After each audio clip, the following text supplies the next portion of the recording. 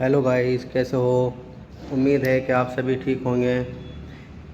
Guys, ये देखिए हमारे पास बिल्ली और बिलाऊ दोनों का जोड़ा है। ये देख,